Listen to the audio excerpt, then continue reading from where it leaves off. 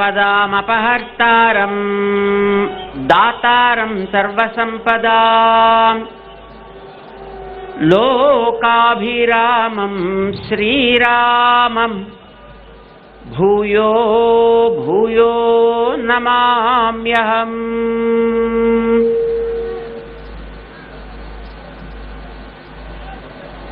ప్రియ భగవద్బంధువులారా, హైందవ శంఖారావం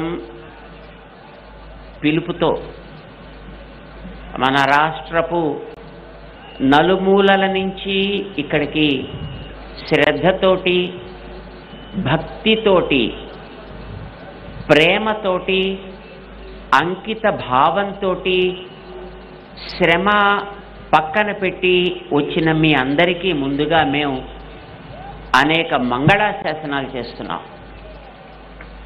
మీరందరూ ఎండలో కూర్చుని ఉన్నారు, ఎండని మీరు ఆస్వాదిస్తున్నారు. మా స్వాములంతా చక్కగా నీడలో కూర్చున్నారు. కానీ మీ ముఖాల్లో ఆ ఎండని కూడా చల్లబరచగలిగేటటువంటి తేజస్సుని మేము గమనిస్తున్నాం.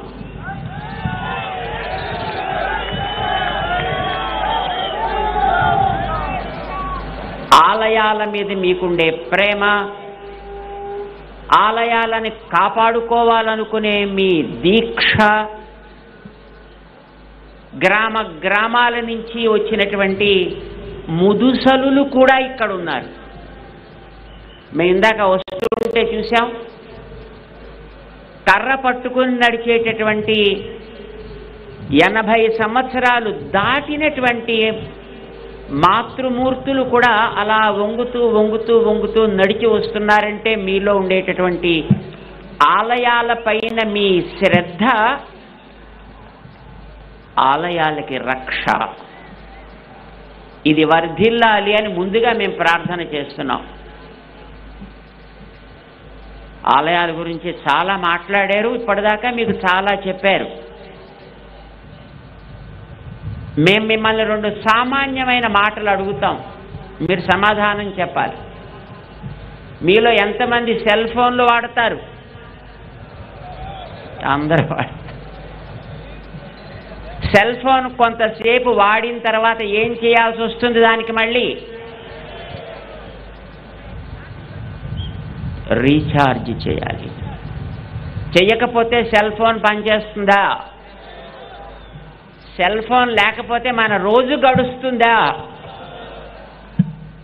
ఏది కట్టాలన్నా, ఏది పెట్టాలన్నా లేచినప్పటి నుంచి రాత్రి పడుకునేదాకా, పడుకున్నప్పటి నుంచి మళ్ళీ తెల్లారగట్ట లేచేదాకా సెల్ ఫోన్ మీద ఆధారపడ్డ బతుకులు మనవి, అవునా కాదా? మరి ఆ సెల్ ఫోన్ రీఛార్జ్ చేసుకోవాలా వద్దా? చేసుకోవాలంటే సెల్ ఫోన్ ఎక్కడ పెట్టాలి? ఎక్కడో ఒక పాయింట్లో పెట్టాలి కదా. ఆ పాయింట్ పెర్ఫెక్ట్గా ఉండాలా వద్దా? వంకర టింకర కనెక్షన్స్ ఉంటే అది పనిచేస్తుందా? పనిచేయదు. మన శరీరమే ఒక సెల్ ఫోన్ అనుకోండి, మన జీవితమే ఒక సెల్ ఫోన్ జీవితం. మన భారతీయ జీవన వ్యవస్థ ఒక సెల్ ఫోన్ జీవితం అనుకోండి. ప్రొద్దున లేచినప్పటి నుంచి మర్నాటి ప్రొద్దున లేచేటంత వరకు ఎన్ని పనులు మనం చేస్తున్నామో వీటన్నిటికీ కూడా కేవలం బతుకు కోసం మనం చేయటలా, భగవంతుడి సేవగా చేస్తున్నాం. వివాహం జరిగినా భగవత్ సేవగా, భోజనం చేసినా లోపలుండే అంతరాత్మకి మన నైవేద్యం పెడుతున్నట్టుగా, వివాహం జరిగి కాపరం చేస్తున్నా మన తర్వాత ఆ సేవ కొనసాగించే వారసులు కావాలి అని జీవితం అట్లానే చేస్తున్నామా లేదా? ఏ పని మనం చేసినా దైవ సేవగా చెయ్యాలి అని, అది ఒక యజ్ఞంగా భావించాలి అని మనకి మన పెద్దలు, మన గురువులు, మన తల్లిదండ్రులు నేర్పిస్తే ఈ జీవితం అనేటటువంటి సెల్ ఫోన్ని మనం అట్లా సాగిస్తున్నాం, అన్ని వ్యవహారాలు చేస్తున్నాం. మరి దీనికి రీఛార్జ్ ఎక్కడ పెట్టాలి? మనలో ఉండే ఆ భావనని ఎక్కడ మనం రీఛార్జ్ చేసుకోవాలి? ఆ రీఛార్జ్ సెంటర్ ఆలయం. ఆలయంలో మనం మళ్ళీ మన యొక్క మనస్సుని రీఛార్జ్ చేసుకోవాలంటే ఆలయపు వ్యవస్థ బాగుండాలా వద్దా? మరి రీఛార్జ్ పాయింట్ సరిగ్గా పనిచేయకపోతే మీ సెల్ ఫోన్ ఛార్జ్ అవుతుందా? అట్లానే ఆలయ వ్యవస్థ బాగోలేకపోతే, ఆలయ వ్యవస్థ సరిగ్గా సాగకపోతే మన జీవితానికి కూడా మళ్ళీ అర్థం చెప్పుకోగలిగే స్థితి ఉండదు. కనుకనే ఆలయాలు బాగుండాలి. మీరందరూ ఇక్కడ దేనికోసం వచ్చారు? ఇప్పుడు ఆలయ వ్యవస్థ బాగుండాలి అని అడగడానికేనా కాదా? ఇది బాగుండాలి అనే గతంలో మహారాజులు ఆలయాలు కట్టినప్పుడు, జమీందారులు ఆలయాలు కట్టినప్పుడు వాటికి వందల ఎకరాల భూములు ఇచ్చి, లక్షలు ఖరీదు చేసే ఆభరణాలు ఇచ్చి, వాటి పోషణకి ఎంతెంతో పెద్ద పెద్ద వ్యవస్థని చేశారు. ఎందుకనంటే ఆ వ్యవస్థతోటి ఆలయం బాగా సాగితే ఆలయానికి వచ్చే మనందరి జీవితాలు సమర్థవంతం అవుతాయి, మన జీవితాల్లో మనం హాయిగా బ్రతకగలుగుతాం, సమాజం సుఖశాంతులతో ఉంటుంది అనే సంకల్పంతో ఒక్క మన రాష్ట్రంలోనే తీసుకుంటే సుమారు ఆలయాలకి 15 లక్షల ఎకరాల భూమి ఉండేదిట. అది క్రమంగా ఐసుగడ్డ కరిగినట్టుగా డిపార్ట్మెంట్ల చేతుల్లోకి వెళ్ళిన తర్వాత కరిగి ఈ వేళటికి ఒక 4.5 లక్షల ఎకరాలుగా మిగిలిందిట. అంటే ఎంత పోయింది? ఆలయాలకి చెందినటువంటి ఆస్తులు, ఆలయాలకి చెందిన భూములు, ఆలయాల్లో జరిగే ఆరాధనలు, ఆలయాలకు సంబంధించిన మనందరి యొక్క జీవితానికి కావలసిన నిర్ణయాలు ఎవరు చేయాలి? అసలు అవేమిటో తెలియనటువంటి ఆఫీసుల్లో పనిచేసుకునే అధికారులు చేయాలా? ఎవరు చేయాలవి? అది అడగడానికే ఇప్పుడు మీరందరూ ఇక్కడికి వచ్చారు. అది ఎవరిని అడగాలో మీ అందరికీ తెలియాలనే మన విశ్వ హిందూ పరిషత్ ఇక్కడ ఇంతమందిని సమావేశపరిచి, ఇంతమంది పెద్దలని ఇక్కడికి తీసుకొచ్చి మీ అందరి ముందర ఇక్కడ కూర్చోపెట్టింది.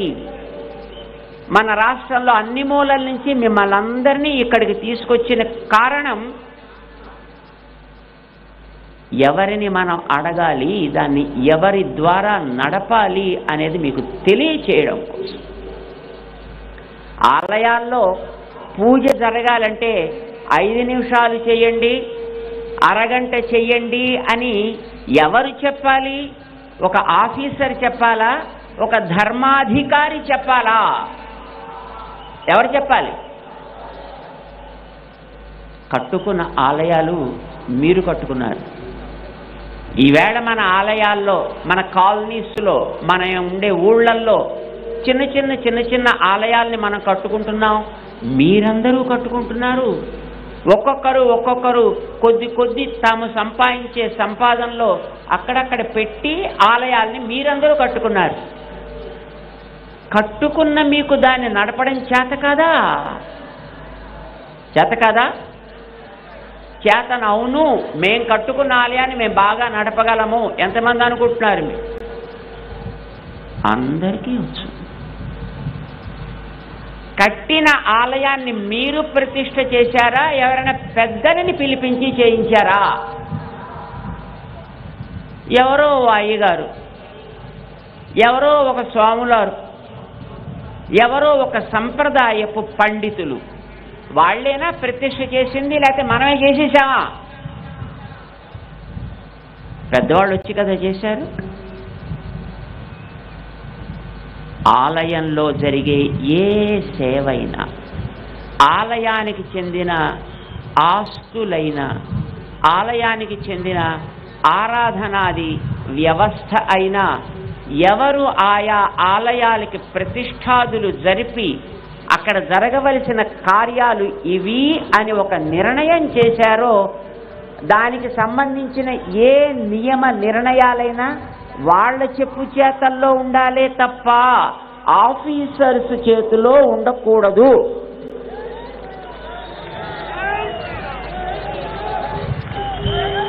ఆఫీసర్స్ ఉంటామంటే మాకు అభ్యంతరం లేదు, కానీ ఆ ప్రతిష్ఠాదులు చేసినటువంటి పెద్దలు ఎవరున్నారో వాళ్ళ ఆదేశానికి విరుద్ధం కాని రీతిలో వాళ్ళు వాటిని నిర్వహించగలిగేట్టుగా అయితే వాళ్ళు ఉండాలి, లేకపోతే వాళ్ళు అక్కడ ఉండాల్సిన అవసరం లేదు. అంగీకరిద్దామా దానికి? ఎండోమెంట్ డిపార్ట్మెంట్ ఉండాలా పోవాలా అది తర్వాత వాళ్ళు నిర్ణయం చేస్తారు.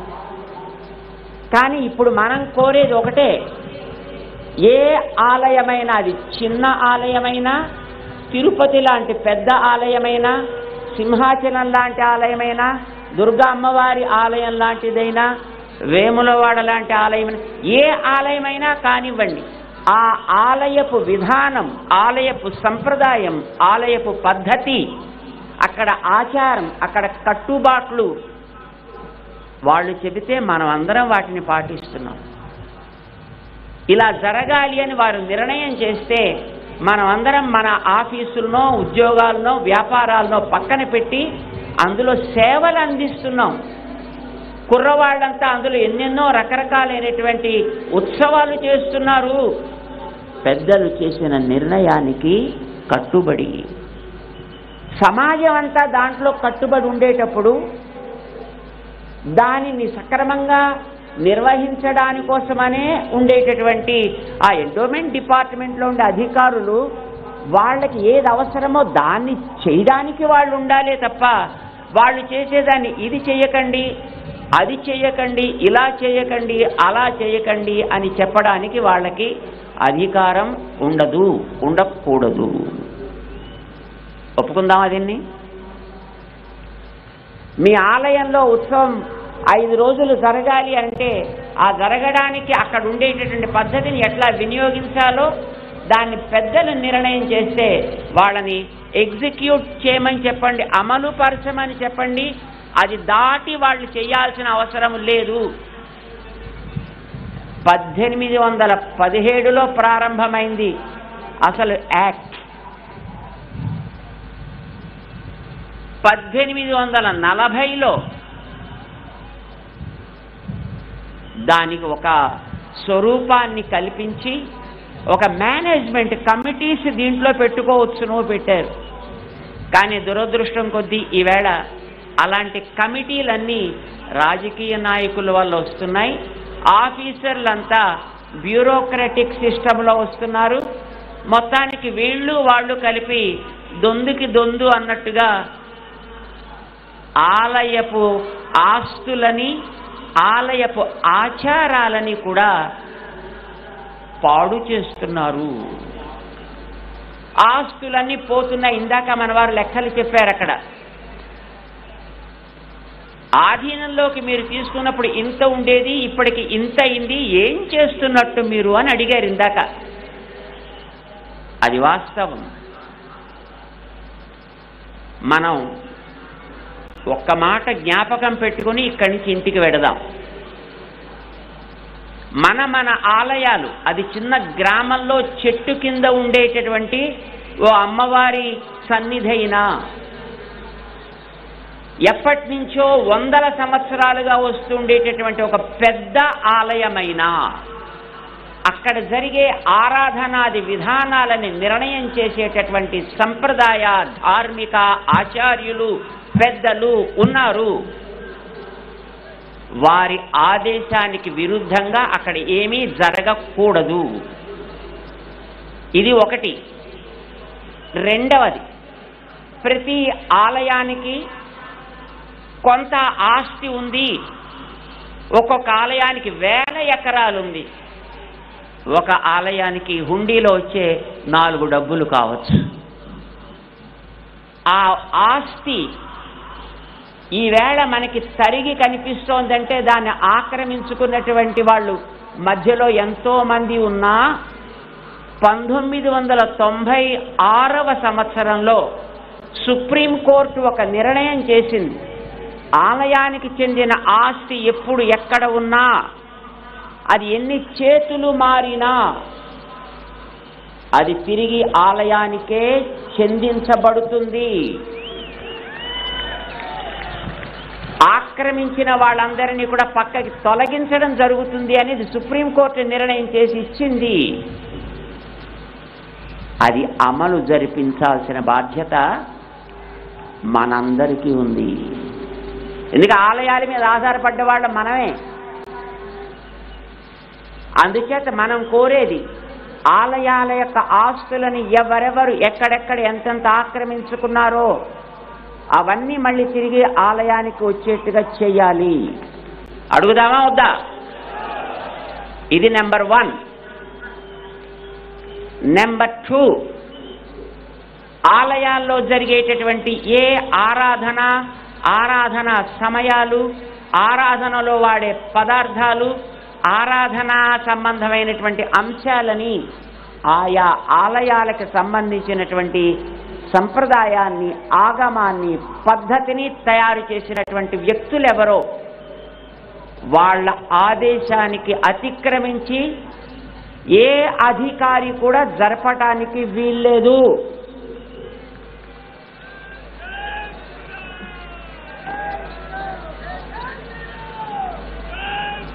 ఒక మాట చెప్తా, ఆలయాల్లో, తిరుపతి లాంటి ఆలయాల్లో అక్కడ ఉండేటటువంటి ఒక సభ్యుడో లేకపోతే చైర్మనో అధికారో పైసలు ఉన్న వాళ్ళ కోసం విఐపి దర్శనాలు పెట్టి పైసలు లేని వాళ్ళకి రోజుల తరబడి వెయిట్ చేసేట్టు చేస్తే ఆయన ఉండేటటువంటి కాలంలో 4.5 లక్షల మందికి విఐపి దర్శనాలు ఇచ్చేట. 4.5 లక్షల మందికి. అలాగా డబ్బున్న వాళ్ళకి విఐపి దర్శనాలు దేవుడి దగ్గర ఉంటాయా? మిగతా మతాల్లో అయ్యా నీకు డబ్బులు ఇచ్చి నీకు కూడా ఇంపార్టెన్స్ ఇస్తాను రా అని వాళ్ళు తీసుకుపోతుంటే నీ దగ్గర విఐపి దర్శనాలని పెట్టి వాళ్ళకే ఇచ్చి మిగతా వాళ్ళకి అవకాశం లేకుండా చేస్తే వీళ్ళంతా ఇతర మతాల్లోకి పోక ఏం చేస్తారు?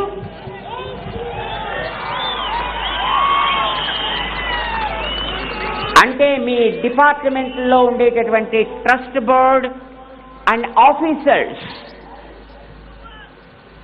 ప్రత్యక్షంగా ఈ హైందవ ధర్మంలో ఉండే వాళ్ళందరినీ మత మార్పిడికి ప్రోత్సహిస్తున్నారు. దీన్ని నిర్వహించడం ద్వారా ప్రేరేపిస్తున్నారు. మీరందరూ కూడా మీ దేవుళ్ళు పైసల వాళ్ళు, వాళ్ళ దేవుళ్ళు ఫ్రీ దేవుళ్ళు. ఫ్రీ దేవుళ్ళు కాదు, పైసలు ఇచ్చే దేవుళ్ళు అని. అందుకే అట్లాంటి ఆఫీసర్స్, అట్లాంటి ట్రస్టీస్ ఈ ఆలయాలకి పనికిరారు. మీరు ఉండదలుచుకుంటే ఆ ధర్మాచార్యులు, ఆలయ నిర్మాణాన్ని చేయించిన వాళ్ళు, ప్రతిష్ఠ చేయించిన వాళ్ళు, సంప్రదాయాల్ని పరిరక్షించేటటువంటి ఇలాంటి మహానుభావులు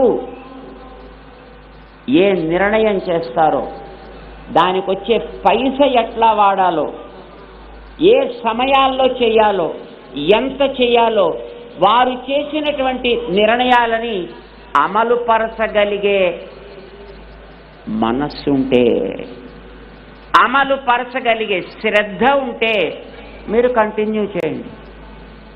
అది లేదు అని అనుకుంటే వెంటనే అక్కడి నుంచి పక్కకి వాళ్ళని తొలగించవలే.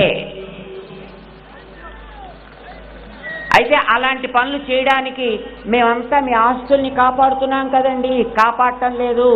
ఎక్కడ 15 లక్షలు, ఎక్కడ 4.5 లక్షల ఎకరాలు, అంటే 10 లక్షల ఎకరాల ల్యాండ్ అంతా పోయిందా నీ గొప్పతనం వల్ల, నీ నిర్వాకం వల్ల. అందుకోసమనే మొట్టమొదట ఆయా ఆలయాలకు సంబంధించి ఉండేటటువంటి ఆస్తులన్నిటినీ ఎవరెవరు ఆక్రమించుకున్నా సరే వాటన్నిటిని తిరిగి మళ్ళీ ఆయా ఆలయాలకి ఇమ్మని సుప్రీంకోర్టు ఇచ్చినటువంటి నిర్ణయాన్ని అమలు పరచాలి. అప్పుడు ఆలయాలు ఎవరి మీద చేయి సాచి దేహి అని అడగాల్సిన అవసరం లేదు, ఆలయాలకు టికెట్లు పెట్టాల్సిన అవసరం లేదు. ఆలయాలు మన జీవితాలకు కావలసిన పవర్ఫుల్ ప్లగ్-ఇన్ సెంటర్స్ అవుతాయి. అప్పుడు మన జీవితాలనే సెల్ ఫోన్స్ని బాగా పనిచేసేట్టుగా దాంట్లో ప్లగ్-ఇన్ చేసి 5 గంటలు పెట్టక్కర్లే, అర నిమిషం పెడితే రోజంతా వాడుకోగలిగేంత శక్తిని మనకి ఆ ఆలయాలు ఇవ్వగలుగుతాయి. బంధువులారా, మనం వీటిని జ్ఞాపకం పెట్టుకుందాం. మన ఊళ్ళకి వెళ్ళిన తర్వాత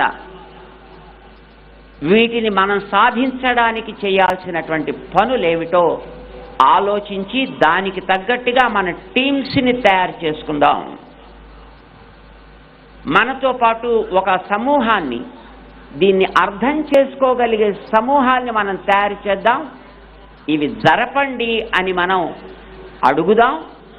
ఈ హైందవ శంఖారావం ఆ ప్రేరణ మనకి ఇవ్వగలిగితే మనమందరం ఇక్కడికి ఇంత దూరం శ్రమపడి మన ఊళ్ళ నుంచి, ఎక్కడెక్కడో శ్రీకాకుళం అవతల నుంచి, అటు క్రిందెక్కడో చిత్తూరు చివరి నుంచి, అటు నెల్లూరు చివరి నుంచి ఇంత దూరం ఇన్ని బస్సుల్లో, ఇన్ని కార్లలో, ఇన్ని రైళ్లల్లో మీరు కష్టపడి వచ్చి ఇంతసేపు ఇట్లా ఎండ ఫేస్ చేస్తూ, ఎండని చూస్తూ మీరు కూర్చున్నారు. మీరు కూర్చున్నటువంటి ఆ శ్రమ, మీరు పడ్డటువంటి ఆ కష్టం మనం ఇక్కడి నుంచి వెళ్ళినప్పుడు తీసుకువెళ్ళే ఈ సందేశం ద్వారా సఫలం కావాలి. ఆ రకంగా మన ఆలయాలని మళ్ళీ పవర్ఫుల్ సెంటర్స్గా మనం తయారు చేసుకోగలగాలి. అది చిన్న ఆలయం కావచ్చు, పెద్ద ఆలయం కావచ్చు. వాటి కోసం మనం కృషి చేద్దామా? అందరం సిద్ధమేనా? అందరూ రెడీ?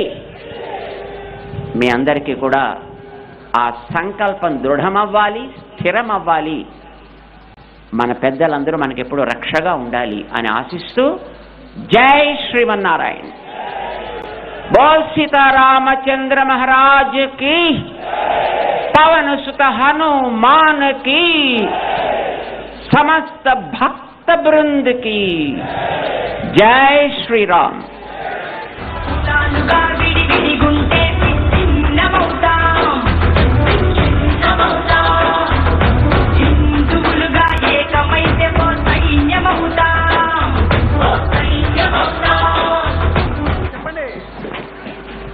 చివరిగా విశ్వ హిందూ పరిషత్ అంతర్జాతీయ సంఘటన ప్రధాన కార్యదర్శి మాన్యులు శ్రీ మిలింద్ శ్రీకాంత్ పరండేజీ వారి యొక్క మార్గదర్శనం పూర్తి చేసుకున్నాక మనందరం కూడా భారతమాత హారతిస్తాము. ఈ సభ ద్వారా ఒక డిక్లరేషన్ చేస్తాము. తర్వాత పూజ్య స్వామీజీ చేత ప్రతిజ్ఞ